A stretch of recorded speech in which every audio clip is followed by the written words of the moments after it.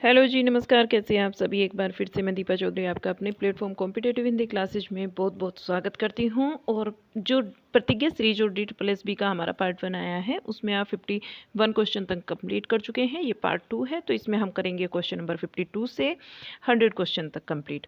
तो चलिएगा करते हैं क्लास को स्टार्ट। जिन्होंने चैनल को अभी तक सब्सक्राइब नहीं किया है वो सब्सक्राइब कर लीजिए और चलिए अपनी क्लास की ओर। Question number 52। प्रिय प्रवास महाकाव्य के रचयिता हैं। प्रिय प्रवास महाकाव्य के रचयिता हरिओद जी हैं। प्रिय प्रवास महाकाव्य की रचना अयोध्या सिंह उपाध्याय हरिओद ने की है। सन 1914 में रचित सहस्त्र सर्गीय इस महाकाव्य को खड़ी बोली हिंदी का पहला महाकाव्य माना जाता है। इसमें कृष्ण के बचपन से लेकर मथुरा प्रस्थान तक का वर्णन किया गया है और इसका सर्वप्रथम नाम ब्रजांगना विलाप था। इसको ध्यान में रखेंगे कि प्रिय प्रवास का जो पहले नाम रखा गया था वो ब्रजांगना विलाप था। Question number 53। कौन सी काव्य रचना निराला की नहीं है। इनमें से हमें बताना है कि कौन सी काव्य रचना है जो निराला जी की नहीं है। वो है दीपशिखा, गीतिका, परिमल, अनामिका। ये निराला जी की रचनाएं हैं लेकिन दीपशिखा इनकी नहीं है। दीपशिखा किसकी है? महादेवी वर्मा जी की है। तो चलिए इसकी व्याख्या को देख लेते हैं। दीपशिखा जो है ये सूर्यकांत त्रिपाठी निराला की रचना नहीं है बल्कि यह महादेवी जी की कृति है। और आधुनिक युग की जो मीरा है वो महादेवी वर्मा को कहा जाता है। इनकी अन्य रचनाएं हैं निहार, रश्मि, निर्जा, संध्या गीत, यामा आदि। निराला की प्रसिद्ध काव्य ग्रंथ इस प्रकार से हैं: अनामिका, परिमल, गीतिका, तुलसीदास, कुकुरमुत्ता आदि। Question number 54। ललित ललाम किसकी रचना है। ललित ललाम बताना है किसकी रचना है। ये मतीराम जी की रचना है। ललित ललाम प्रमुख रीतिकालीन कवि मतीराम की रचना है और इन जो अन्य रचनाएं हैं वे इस प्रकार से है: फूल मंजरी, लक्षण श्रृंगार, साहित्य सार, रसराज और सतसई, अलंकार पंचासिका, व्रत कौमुदी इनकी प्रमुख रचनाएं हैं। Question number 55। कौन से निम्नलिखित में से कौन सा ग्रंथ रामनरेश त्रिपाठी का नहीं है। रामनरेश त्रिपाठी का इनमें से भारत भारती नहीं है। और इसकी व्याख्या को देखते हैं। भारत भारती काव्य ग्रंथ रामनरेश त्रिपाठी का नहीं है बल्कि यह राष्ट्र कवि मैथिली शरण गुप्त जी का काव्य ग्रंथ है। स्वपन, पथिक एवं मिलन रामनरेश त्रिपाठी जी के काव्य ग्रंथ हैं। Question number 56। कौन सी रचना केशवदास की नहीं है। इनमें से कौन सी रचना है जो केशवदास जी की नहीं है ये हमें बताना है। तो आपको यहाँ पर जो भाषा भूषण रचना दिखाई दे रही है ये केशवदास की नहीं है। भाषा भूषण बाकी आपकी जो कवि प्रिया है, रामचंद्रिका है, रसिक प्रिया है, ये किसकी है? केशवदास जी की है। लेकिन जो भाषा भूषण है ये जसवंत सिंह की रचना है। ठीक है, इसे ध्यान में रखेंगे। देख लीजिए, भाषा भूषण केशवदास की रचना नहीं है बल्कि यह रीतिकालीन कवि महाराज जसवंत सिंह की रचना है। जसवंत सिंह की जो अन्य रचनाएं हैं उनमें अप्रोक्त सिद्धांत, अनुभव प्रकाश, आनंद विलास, सिद्धांत बोध, सिद्धांत सार और केशवदास की प्रमुख कृतियां कौन सी है? रसिक प्रिया, रामचंद्रिका, कवि प्रिया, रतन बावनी, वीर सिंह देव चरित, विज्ञान गीता, जहांगीर, जसचंद्रिका, नक्सिक, छंदमाला इत्यादि इनकी प्रमुख कृतियां हैं। क्वेश्चन नंबर 57 को देखिएगा। कुरुक्षेत्र किसका काव्य है। कुरुक्षेत्र बताना है ये किसका काव्य है। और रामधारी सिंह दिनकर जी जो हैं आपका राइट आंसर यहाँ पर हो जाएगा। इसकी व्याख्या को देख लीजिए। इसकी जो व्याख्या है इसको भी देखते हुए चलेंगे। यहाँ पर देखिएगा, कुरुक्षेत्र रामधारी सिंह दिनकर जी का प्रबंध काव्य है और इसमें युधिष्ठिर भीष्म पितामह के संवाद के माध्यम से युद्ध की अनिवार्यता को सिद्ध किया गया है। दिनकर जी के अन्य काव्य ग्रंथ इस प्रकार से हैं: रेणुका, हुंकार, रसवंती, द्वंद्व गीत, सामधेनु, रश्मि रथी, नील कुसुम, दिल्ली, उर्वशी, परशुराम की प्रतीक्षा, आत्मा की आंखें, हारे को हरिनाम, धूप और धुआं, नीम के पत्ते, इतिहास के आंसू इनकी प्रमुख रचनाएं हैं। Question number 58। कौन सा सही सुमेलित नहीं है। इनमें से हमें बताना है कि कौन सा है जो सही सुमेलित नहीं है। तो रसविलास ये देव की रचना है। और बात करें अगर विरह बारिश की, ये बोधा की है। आलम के लिए आलम की रचना है लेकिन सुजान सागर बिहारी की रचना नहीं है। सुजान सागर जो रचना है ये बिहारी की नहीं है, घनानंद जी की रचना है। ठीक है, तो इसको भी ध्यान में रखेंगे। और चलिए इसकी व्याख्या को देख लेते हैं। सुजान सागर देखिएगा ये घनानंद की रचना है। घनानंद रीति मुक्त काव्यधारा के कवि हैं। इनकी प्रसिद्ध रचनाएं सुजान सागर, इश्कलता, विरह लीला, व्योग बेली और कोकसार, कृपा कंद, रसकेली वल्ली, यमुना यस आदि हैं। Question number 59। नैनन नचाए कहीं मुस्काए लला फिर आयो खेलन होरी पंक्ति के रचयिता कौन है? ये पंक्ति पद्माकर जी की है और उक्त पंक्ति के रचयिता जो हैं वो पद्माकर हैं। पद्माकर रीति काल के अंतिम कवि माने जाते हैं। इनकी प्रसिद्ध रचना हिम्मत बहादुर विरुद्धावली है, पद्माभरण है, जगत विनोद, प्रबोध बचासा, गंगा लहरी, प्रताप सिंह विरुद्धावली, कली पच्चीसी आदि हैं। क्वेश्चन नंबर 60, कौन सी रचना जयशंकर प्रसाद की नहीं है? यहाँ पर देखिएगा, जो युगवाणी है ये जयशंकर प्रसाद की रचना नहीं है। लहर, आंसू, झरना ये जयशंकर प्रसाद की तीनों रचनाएं हैं। और जो युगवाणी है ये सुमित्रा नंदन पंत की रचना है। जयशंकर प्रसाद के प्रमुख काव्य ग्रंथ हैं उर्वशी, वनमिलन, प्रेम राज्य, अयोध्या का उद्धार, शोकोच्छवास, बब्रुवाहन, कानन कुसुम, प्रेम पथिक, महाराणा का महत्व, चित्राधार, झरना, आंसू, लहर, कामायनी है जयशंकर प्रसाद जी की प्रमुख रचनाएं। क्वेश्चन नंबर 61, निम्नलिखित में से कौन सा अलंकार अर्थ अलंकार है? अर्थ अलंकार का उदाहरण बताना है, कौन सा है? तो उत्प्रेक्ष जो अलंकार है ये अर्थ अलंकार के अंतर्गत आता है, जहां शब्द के आधार पर अन्य सभी आपके शब्दालंकार है, और जहां पर जो शब्द है शब्द के आधार पर काव्य की सौंदर्यता बढ़ती है, सौंदर्य काव्य का बढ़ता है, तो उसे हम शब्दालंकार कहते हैं। शब्दालंकार के प्रमुख भेद अनुप्रास, यमक, श्लेष, वक्रोक्ति, पुनरुक्ति आदि हैं। और इस तरह जब अर्थ के आधार पर काव्य सौंदर्य में वृद्धि हो तो उसे हम अर्थ अलंकार कहते हैं। क्वेश्चन नंबर 62, मैं तुम्हें सौंपता हूँ किसकी काव्य रचना है? तुम्हें सौंपता हूँ काव्य रचना बताना है किसकी है? ये त्रिलोचन की काव्य रचना है। तुम्हें सौंपता हूँ प्रमुख प्रगतिवादी कवि त्रिलोचन शास्त्री का काव्य संग्रह है, और इनके जो अन्य काव्य संग्रह हैं वे हैं धरती, गुलाब और बुलबुल, दिगंत, ताप के ताए हुए दिन, शब्द, उस जनपद का कवि हूँ, अर्घान, फूल का नाम है, एक, अनकही और कुछ अनकही, कुछ कही कुछ अनकही, ये हो जाती हैं। और फिर आएगा त्रिलोचन हिंदी में सानेट छंद के लिखने के लिए प्रसिद्ध है। त्रिलोचन को किसके लिए जाना जाता है? सानेट छंद के लिए जाना जाता है। क्वेश्चन नंबर 63, उपमेय में उपमान के निषेध रहित आरोप होने पर अलंकार होगा, तो बताना है कि उपमेय में उपमान के निषेध रहित आरोप होने पर कौन सा अलंकार होता है। राइट आंसर आपका यहाँ पर बनता है 63 नंबर क्वेश्चन में रूपक अलंकार। ठीक है, जहाँ उपमेय में उपमान का निषेध रहित आरोप होता है वहाँ पर रूपक अलंकार होता है। यमक अलंकार कहाँ होता है? यमक अलंकार होता है जब किसी शब्द का एकाधिकार बार बार होता है, यानी कि कोई शब्द एक से अधिक बार आता है और प्रत्येक बार उसका अर्थ भी भिन्न ही होता है, तो वहाँ होता है हमारा यमक अलंकार। आगे चलते हैं और देखिए उपमा अलंकार किसे कहते हैं? जहाँ पर उपमेय और उपमान की तुलना या फिर समानता प्रकट की जाए वहाँ उपमा अलंकार होता है। उत्प्रेक्षा की बात करें तो उपमेय में उपमान की संभावना होती है।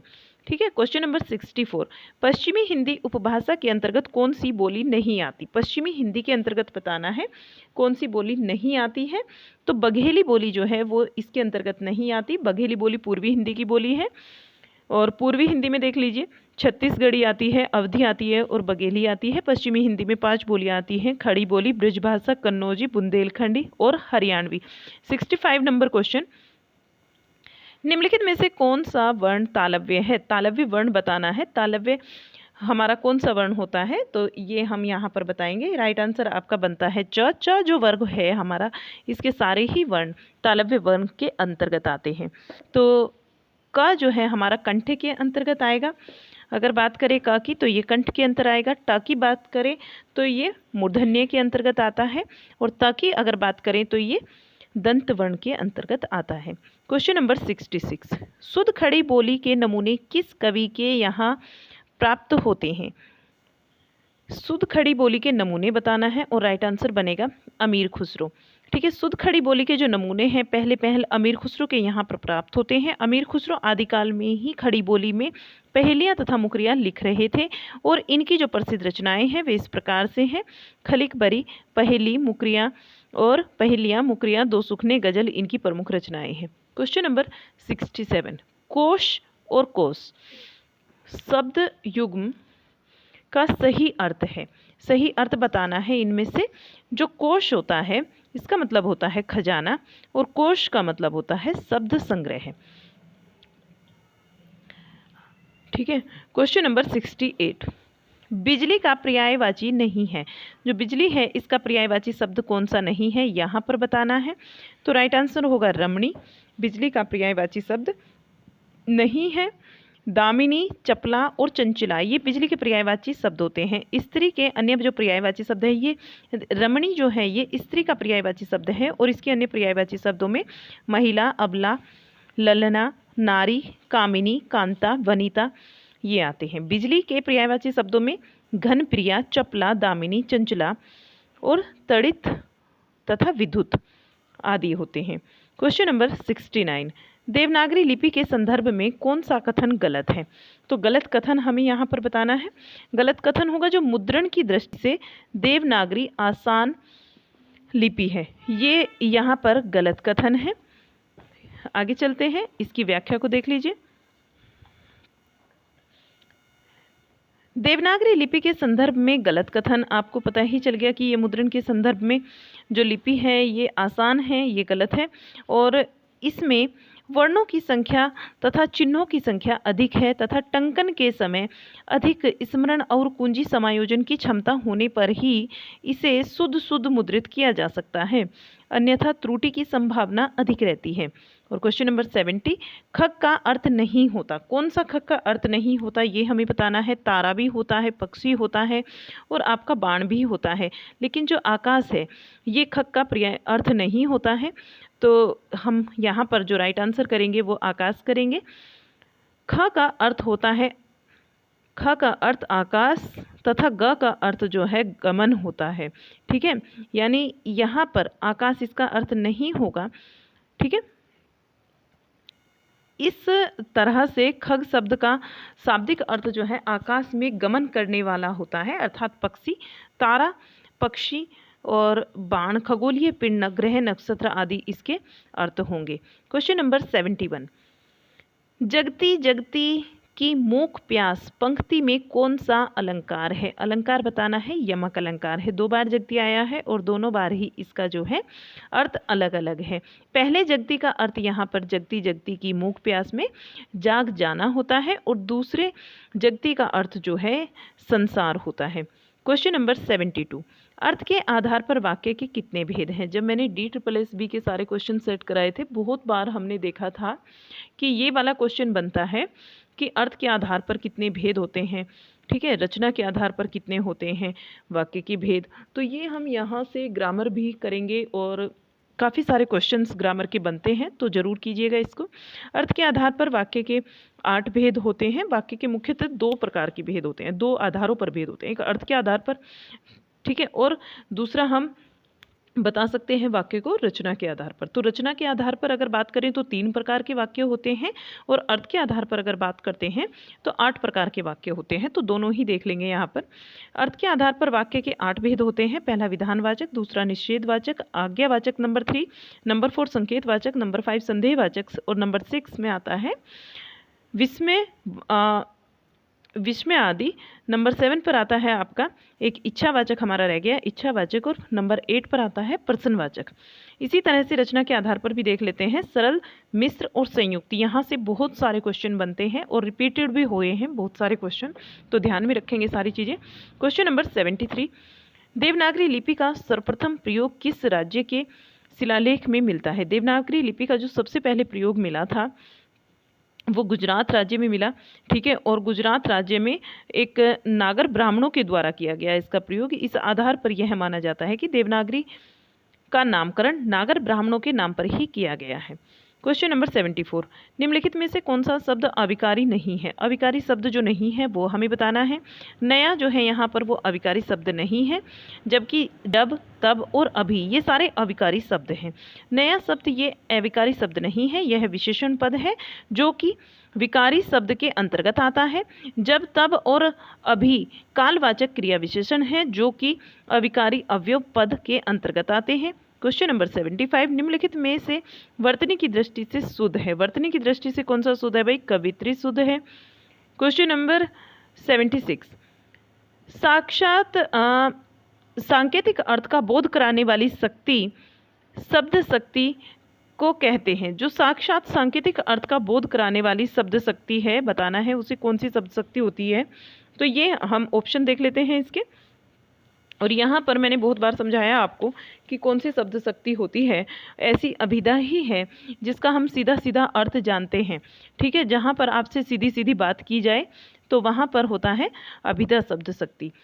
साक्षात सांकेतिक अर्थ का बोध कराती है। लक्षणा की अगर बात करते हैं तो अभिधा के अर्थ को बाधित करके इसका अर्थ का बोध किया जाता है। और व्यंजना की अगर बात करें, जहाँ अभिधा और व्यंजना दोनों के अर्थ को, अभिधा और व्यंजना नहीं, अभिधा और लक्षणा, यहाँ पर लक्षणा आएगा, लक्षणा के अर्थ को बाधित कर विशिष्ट अर्थ की प्रतीति कराए, वही हमारी व्यंजना होती है। क्वेश्चन नंबर 77, गौरव का विलोम है।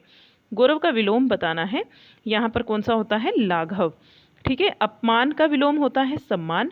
गुरु का होता है लघु, लघु का गुरु, कैसे भी कर सकते हो आप। और लाघव का बात करें तो गौरव। और दुख की अगर बात करते हैं, तो सुख हो जाएगा। दुख का क्या हो जाएगा? सुख।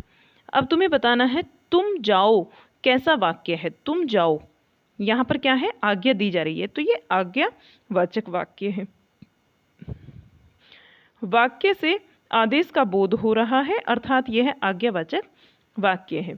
79 नंबर क्वेश्चन, संधि मूलतः कितने प्रकार की होती है? तो सभी बता सकते हैं। संधि जो है वो 3 प्रकार की होती है, स्वर संधि, व्यंजन संधि और विसर्ग संधि, ठीक है। जहाँ वर्ण आपस में जुड़ते हैं, शब्द जुड़ते हैं समास में और वर्ण जुड़ते हैं संधि के अंदर। देखिएगा, संधि में जुड़ने वाले पहले वर्ण के आधार पर इनका नामकरण किया गया है, जो कि इस प्रकार से है, स्वर, व्यंजन और विसर्ग। ये आप देख चुके हैं। क्वेश्चन नंबर 80, वह विकारी शब्द जो किसी संज्ञा के बदले आता है क्या कहलाता है? वह विकारी शब्द बताना है जो संज्ञा के बदले आता है, उसे हम सर्वनाम बोलते हैं, ठीक है। संज्ञा सबका नाम होती है और जो उसके बदले में आए सर्वनाम हो जाता है, ठीक है। वह विकारी शब्द जो संज्ञा के बदले आता है वह सर्वनाम कहलाता है। सर्वनाम को संज्ञा प्रतिनिधि शब्द भी कहते हैं। हिंदी में कुल 11 सर्वनाम है। याद रखेंगे कितने हैं हिंदी में? 11। मैं, तू, आप, यह, वह, जो, सो, कोई, कुछ, कौन, क्या। सर्वनाम के कुल 6 भेद होते हैं। पहला पुरुषवाचक सर्वनाम, दूसरा निजवाचक सर्वनाम, और तीसरा है निश्चयवाचक सर्वनाम। चौथे नंबर पर आता है अनिश्चयवाचक, 5वें पर आता है प्रश्नवाचक सर्वनाम और 6ठे नंबर पर आता है संबंधवाचक सर्वनाम। 81 नंबर क्वेश्चन, लक्षणा शब्द शक्ति का भेद नहीं है। जो लक्षणा शब्द शक्ति का भेद नहीं है वो है शाब्दी। ये लक्षणा शब्द शक्ति का भेद नहीं है। अभिधा के अर्थ को बाधित कर लक्षणा के आधार पर अर्थ की प्रतीति करने वाली शक्ति को लक्षणा शब्द शक्ति कहते हैं। इसके जो भेद हैं ये देख लीजिए, गौणी, रूढ़ा, प्रयोजनवती, उपादान, लक्षण, लक्षणा इत्यादि इसके भेद हैं, परंतु शाब्दी लक्षणा का भेद नहीं है। यह व्यंजना का भेद है। आर्थी व्यंजना और शाब्दी व्यंजना, व्यंजना के 2 भेद हैं। आर्थी व्यंजना याद रखेंगे और शाब्दी व्यंजना याद रखेंगे। क्वेश्चन नंबर 82, संघ की राज्य भाषा होगी, यह प्रावधान संविधान के किस अनुच्छेद में है? संघ की राजभाषा होगी, ये जो प्रावधान है ये संविधान के अनुच्छेद आपका 343 में है। ध्यान रखेंगे 343 राइट आंसर हो जाएगा। इसकी व्याख्या को देख लीजिए। देखिएगा, भारतीय संविधान के भाग 17 में अनुच्छेद 343 से लेकर 351 तक राजभाषा से संबंधित प्रावधान किया गया है। अनुच्छेद 343 में यह वर्णित है कि संघ की राजभाषा हिंदी और लिपि जो है वो देवनागरी होगी। यह वर्णित देखिएगा आगे, यह वर्णित है संघ की राजभाषा हिंदी और लिपि जो है वो देवनागरित होगी और भारतीय अंकों का जो प्रारूप है वो अंकों का अंतर्राष्ट्रीय रूप होगा। क्वेश्चन नंबर 83, खेल खिलाड़ी का पैसा मदारी का लोकोक्ति का सही अर्थ क्या है? खेल खिलाड़ी का और पैसा जो है मदारी का, इस लोकोक्ति का सही अर्थ होता है कि मेहनत किसी की और लाभ दूसरे का, ठीक है। क्वेश्चन नंबर 84, राजभाषा अधिनियम 1976 के अनुसार हिंदी प्रयोग की दृष्टि से राजभाषा को कितने वर्गों में बांटा गया है? राजभाषा को 3 वर्गों में बांटा गया है। राजभाषा अधिनियम 1976 के अनुसार हिंदी प्रयोग की दृष्टि से राज्य को क्रम से वर्ग, का वर्ग, ख वर्ग और ग वर्ग में बांटा गया है, अर्थात 3 वर्गों में विभाजित किया गया है। इनका वर्णन इस प्रकार से किया गया है, देख लीजिए। क्षेत्र क के अंतर्गत क्या क्या आते हैं? क्षेत्र क के अंतर्गत आते हैं बिहार, हरियाणा, हिमाचल प्रदेश, मध्य प्रदेश, झारखंड, राजस्थान, झारखंड, छत्तीसगढ़, उत्तर प्रदेश और उत्तराखंड तथा दिल्ली आपका। और नंबर 2 पर क्षेत्र ख के अंतर्गत आते हैं गुजरात, महाराष्ट्र, पंजाब, चंडीगढ़, दमन, दीव और दादर नागर हवेली। क्षेत्र ग के अंतर्गत पश्चिमी बंगाल, उड़ीसा, उत्तर पूर्वी क्षेत्र, द्रविड़ भाषी क्षेत्र। ठीक है। पत्र व्यवहार हेतु क्षेत्र क में हिंदी, क्षेत्र ख में द्विभाषी और क्षेत्र ग में अंग्रेजी भाषा की नीति का पालन किया जाता है। तो अब ध्यान में रखेंगे किस किस के अंतर्गत कौन सी भाषा का पालन किया जाता है। क्वेश्चन नंबर 85, घी के दिए जलाना मुहावरे का सही अर्थ है। घी के दिए जलाना मुहावरे का सही अर्थ है आनंद मंगल होना। घी के दिए जलाना, आनंद मंगल होना। शेष अर्थ के लिए उपयुक्त मुहावरा इस प्रकार से है, जैसे मूर्ख होने का काठ का उल्लू होना मुहावरा हो जाएगा। और गुड़ गोबर करना, इसका अर्थ होता है नुकसान करना। इज्जत उतारना, इसका मतलब होता है अपमान करना। अब यहाँ पर एक गद्यांश दिया गया है, फिर उससे संबंधित कुछ क्वेश्चंस पूछे जाएंगे, तो इस गद्यांश को हमें ध्यानपूर्वक पढ़ना है। चलिएगा, देख लीजिए। भोजपत्र हिमालय प्रदेश में पैदा होने वाले भुज्र नामक वृक्ष की छाल है और इनकी ऊंचाई कभी कभी 60 फीट तक जाती है। हिमालय में साधारणतः 14,000 फीट की ऊंचाई पर ये बहुतायत में पाए जाते हैं। इनकी छाल कागज की भांति होती है और इस छाल को लेखक लोग अपनी इच्छा अनुसार लंबाई चौड़ाई को काट कर उसी पर स्याही से लिखते थे। अभी तो यह केवल तंत्र मंत्र के काम आता है, पर किसी जमाने में कश्मीर, हिमालय प्रदेशों में भुजपत्र पर ही पोथियां लिखी जाती थी। अधिकतर भुजपत्र की पुस्तकें कश्मीर में ही मिलती हैं। भोजपत्र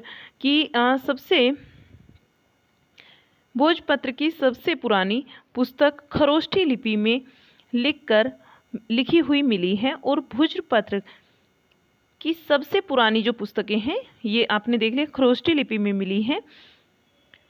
प्राकृत पाली वाला नहीं धम्म नामक प्रसिद्ध ग्रंथ है जो कि संभवतः ईस्वी सन की 3री शताब्दी का है।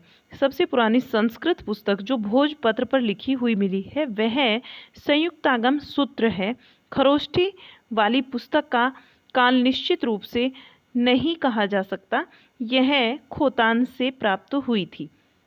यहाँ तक हो गया। अब इससे संबंधित कुछ क्वेश्चंस हैं, इन्हें देखेंगे और फिर इनके आंसरों को लेंगे। देखिएगा, क्वेश्चन नंबर 86, भुजपत्र की अधिकतर पुस्तकें कहाँ मिलती हैं? जो भुजपत्र है इसकी अधिकतर पुस्तकें कश्मीर में मिलती हैं। क्वेश्चन नंबर 87, भुजपत्र पर लिखी सबसे पुरानी पुस्तक कौन सी है? जो सबसे पुरानी पुस्तक है भुजपत्र पर लिखी हुई वो है हमारी संयुक्तागम सूत्र। अभी हमने देखा संयुक्तागम सूत्र। क्वेश्चन नंबर 88, भुजपत्र का संबंध किस क्षेत्र से है? तो हम क्या बताएंगे? हिमाचल प्रदेश से है इसका संबंध। क्वेश्चन नंबर 89, भोजपत्र का नामकरण किस वृक्ष के आधार पर हुआ है? तो कौन से वृक्ष के आधार पर? भुज्र वृक्ष के आधार पर हुआ है इसका नामकरण, जो कि पहाड़ों पर 14,000 फीट तक की ऊंचाई पर मिलते हैं बहुत ज़्यादा मात्रा में, और इन वृक्षों की ऊंचाई भी 60 फीट तक पहुंच जाती है। क्वेश्चन नंबर 90, प्राकृत ग्रंथ धम्म कहाँ प्राप्त हुआ? कहाँ से प्राप्त हुआ है ये हमें बताना है और राइट आंसर हो जाएगा खोतान। अब नीचे देखिएगा, यहाँ पर कुछ क्वेश्चंस दिए गए हैं, इनके आंसर भी हमें देने हैं। 91 to 100 हमारे 10 क्वेश्चन बनते हैं। नीचे दिए गए विकल्पों में सही उत्तर को चुनना है। जब शिक्षक को विषय सामग्री, पाठ्यक्रम और डैश बताना है, क्या आएगा यहाँ पर, का सुरक्षित ज्ञान हो तब कक्षा शिक्षण प्रभावी हो सकता है? तो राइट आंसर क्या बनेगा यहाँ पर? आपका शैक्षणिक सामग्री बनेगा। शैक्षणिक सामग्री का ज्ञान होता है तभी शिक्षण को हम क्या बना सकते हैं? प्रभावी बना सकते हैं। क्वेश्चन नंबर 92, जब पुरुष और महिलाएं समान अधिकारों का उपभोग करती हैं तो इसे क्या कहा जाता है? इसे बताना है क्या कहा जाता है? लैंगिक समानता कहते हैं। क्वेश्चन नंबर 93, सरसरी निगाहों से देखना, स्कीमिंग और क्रम भिक्षण स्कैनिंग डैश के प्रकार हैं। ये किसके प्रकार हैं? ए पाठन तकनीक के प्रकार हैं ये। आगे देखिए क्वेश्चन नंबर 94, रिक्त स्थान की पूर्ति के लिए उपयुक्त विकल्प चुनें। चाकू और कागज जैसी सामान्य वस्तुओं के लिए जितना संभव हो उतना उपयोग सूचीबद्ध करना डैश के परीक्षण के लिए एक परीक्षण है। तो बताना है किसके लिए? रचनात्मकता के लिए एक परीक्षण है। क्वेश्चन नंबर 95, शिक्षा प्रणाली और शिक्षक मान्यता के प्रबंध के लिए उत्तरदायी बोर्ड है। तो यहाँ पर कौन सा बोर्ड उत्तरदायी है? NUEPA और NCERT ये बोर्ड है जो कि आपका शिक्षण प्रणाली और शिक्षक मान्यता के प्रबंधन के लिए उत्तरदायी माना जाता है। इनकी फुल फॉर्म क्या होती है इसको देख लीजिए। NUEPA यानी कि national university of education planning and administration, और NCERT की फुल फॉर्म होती है, कई बार पूछ लिया जाता है, क्वेश्चन पेपर में ही आ जाता है question, national council of research and training.